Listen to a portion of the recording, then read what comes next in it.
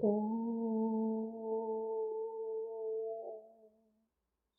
श्री गणेशाय नमः। ॐ नमो भगवते वासुदेवाय। ॐ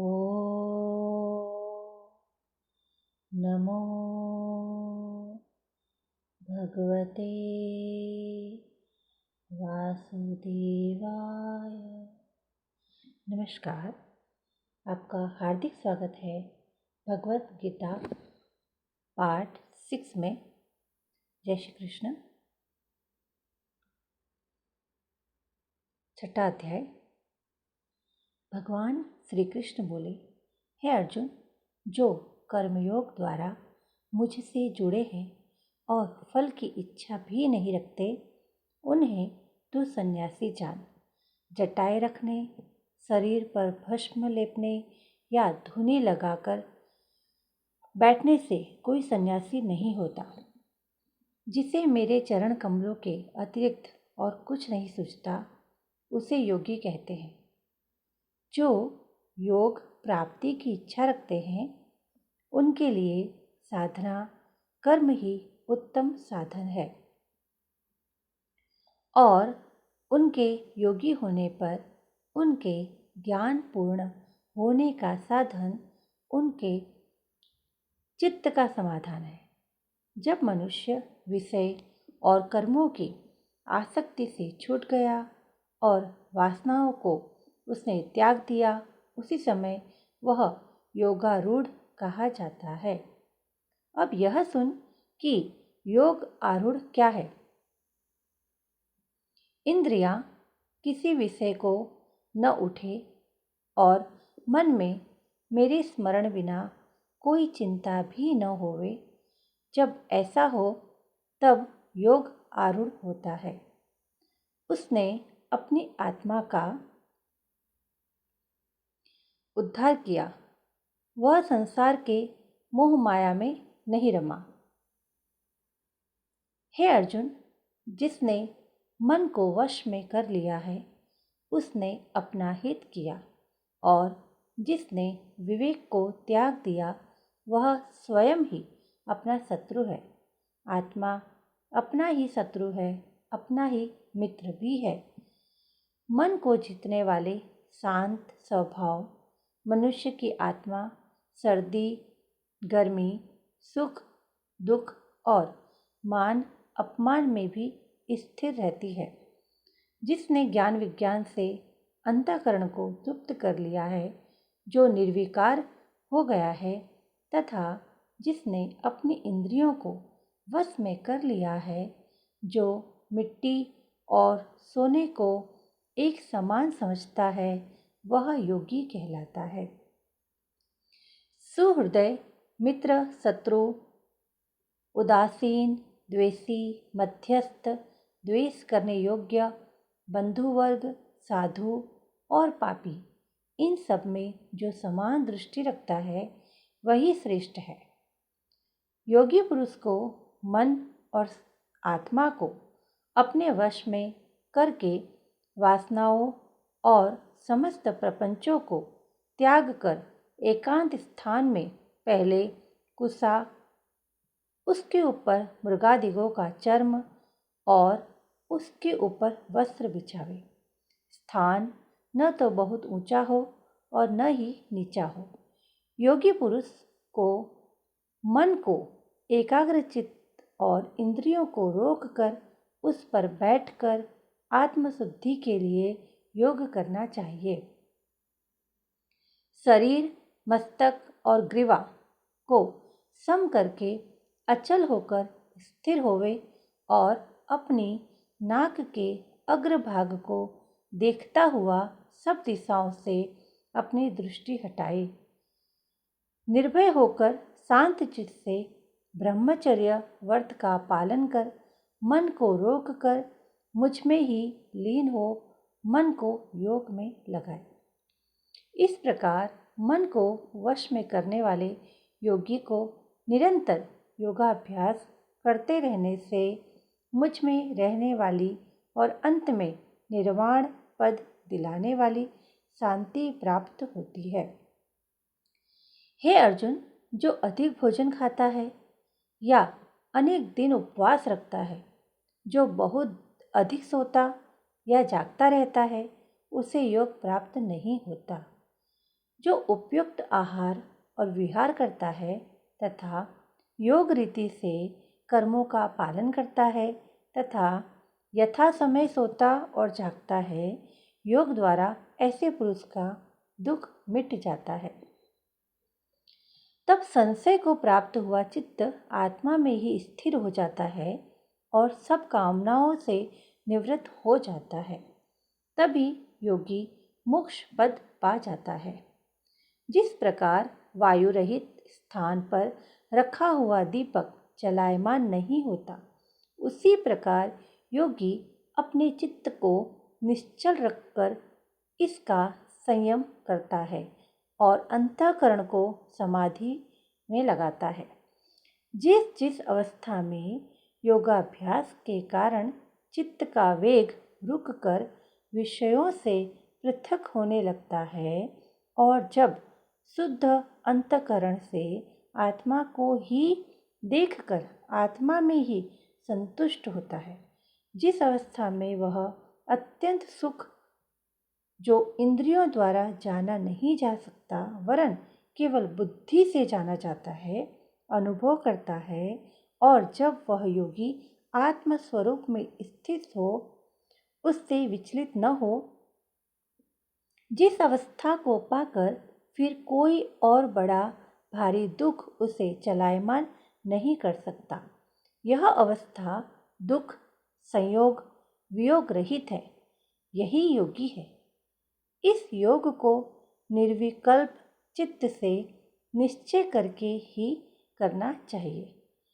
संकल्प से उत्पन्न होने वाली समस्त कामनाओं को त्याग कर और मन में सकल इंद्रियों को चारों ओर से रोककर धैर्य के साथ बुद्धि को अपने अधीन कर धीरे धीरे विषयों से दूर हटे और भली भांति मन को आत्मा में स्थिर करके किसी पदार्थ की चिंता न करे।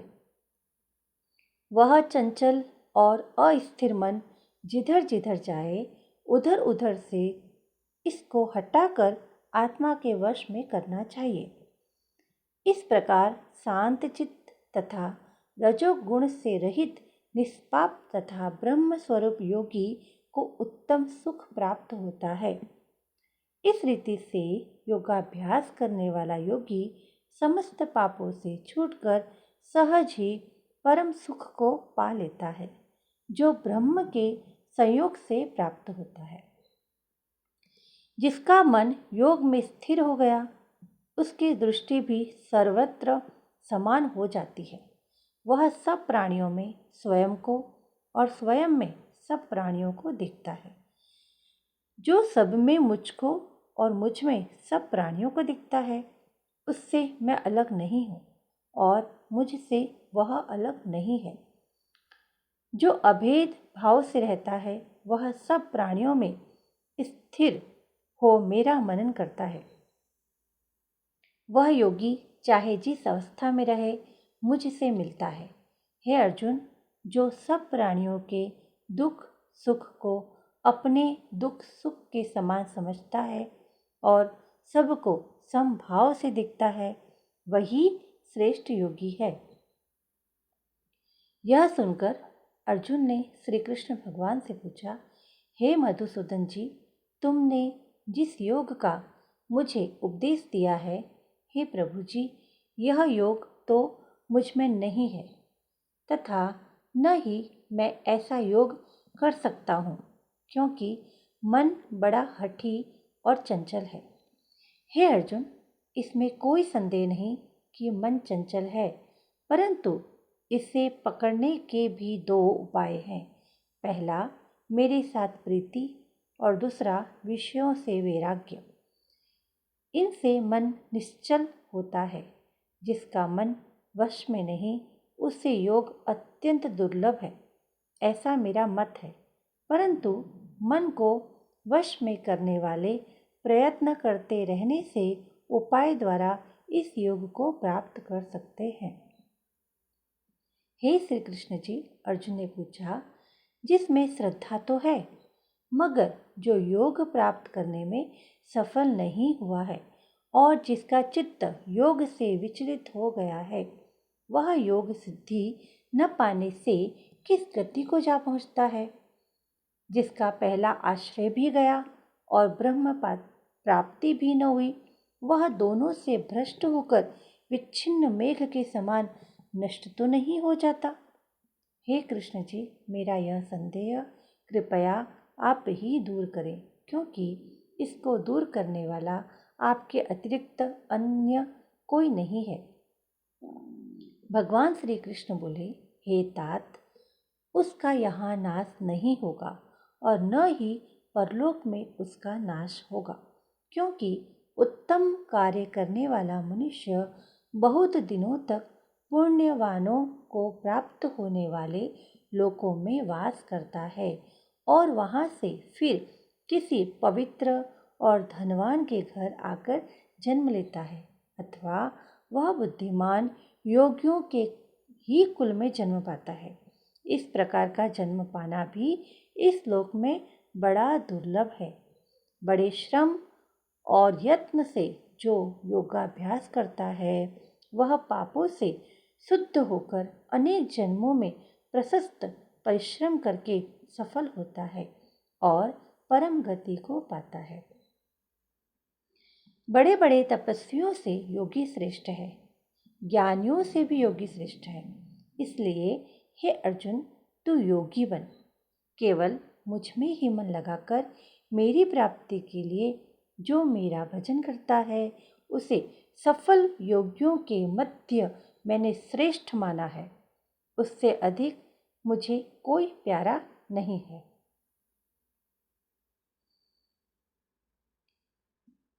इति श्रीमद्भगवद्गीता सुपनिषत्सु ब्रह्म विद्यायां योगशास्त्रे श्रीकृष्ण अर्जुन संवादे आत्मसंयम योगो नाम षष्ठो अध्याय। छठे अध्याय का महात्म्य।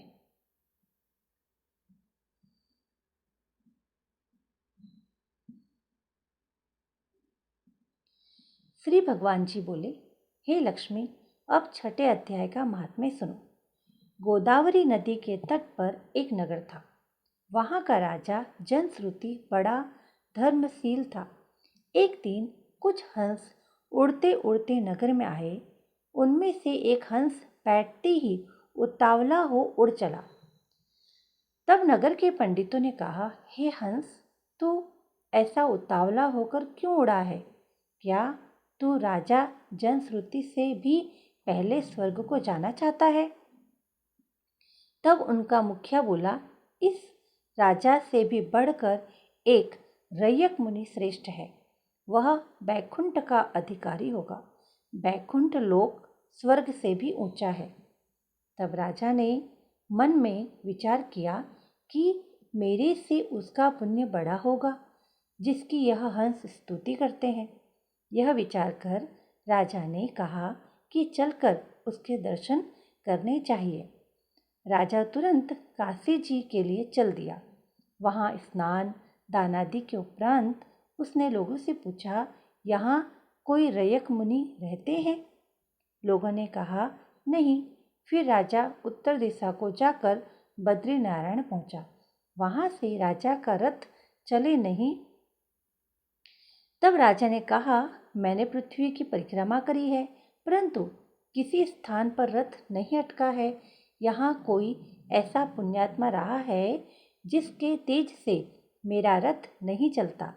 तब राजा रथ से उतरकर आगे चला तो देखा कि पर्वत की कंदरा में एक मुनि बैठा है, जिसके तेज से बहुत प्रकाश हो रहा है, जैसे सूर्य की किरण होती है। तब राजा ने देखते ही सोचा, यह रयक मुनि होंगे। राजा ने दंडवत कर चरण वंदना करी तथा हाथ जोड़कर स्तुति करने लगा। तब रयक मुनि ने राजा को आशीर्वाद दिया। तब राजा ने पूछा, आपका तेज ऐसा किसके बल से है?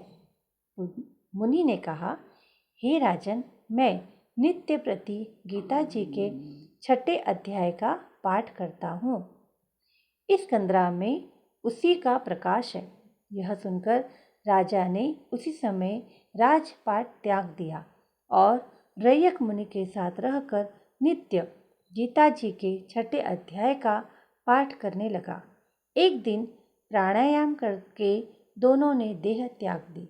तब स्वर्ग से विमान आए, जिस पर बैठकर वे वैकुंठ को गए। बोलो सच्चिदानंद भगवान की जय। ओम नमो भगवते वासुदेवाय। ओम नमो भगवते वासुदेवाय।